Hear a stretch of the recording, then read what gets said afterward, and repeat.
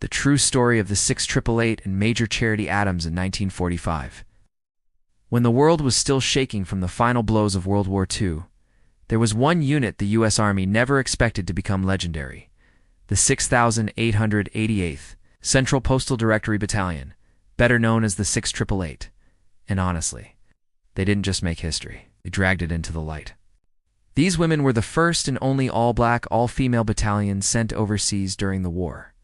And leading from the front, steady and unbothered by anyone's doubts, is Major Charity Adams, a woman who walked through discrimination like it was fog and kept her eyes locked on the mission. When the 6888 arrived in Birmingham, England, they were hit with the reality: millions of pieces of backlogged mail love letters. Paychecks, packages, all piled up in cold, damp warehouses. Some had been sitting there for 2 whole years, lost in the chaos of war.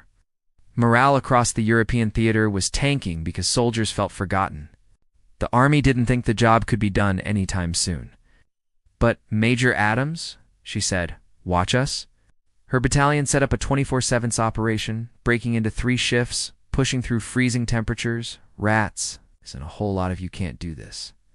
They built an entire card tracking system from scratch, seriously ahead of its time, and processed an average of 65,000 pieces of mail a day. The energy? Unmatched. The discipline? Old school and rock solid. Everyone expected the backlog to take 6 months. The 6888 finished it in 3. Then they shipped out to France and did it again. Major Adams kept her unit tight, protected, and mission-focused. When one general tried to order her to send a white officer to check on her troops, basically implying she couldn't, she stood her ground and said, "Sir, you can reprimand me if you choose, but I will not allow an officer to come here and inspect my unit. That's real backbone and honestly the kind of strength tradition teaches you." By the end of the war, the 6888 had sorted over 17 million pieces of mail. But when they came home, their story didn't get the spotlight it deserved.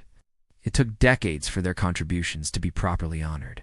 Yet today, we look back and see these women for what they were: pioneers, problem solvers, and leaders who reshaped expectations without asking permission. The 6888 proved that when you carry yourself with pride, discipline, and a whole lot of grit, you don't just break barriers, you leave them shattered behind you.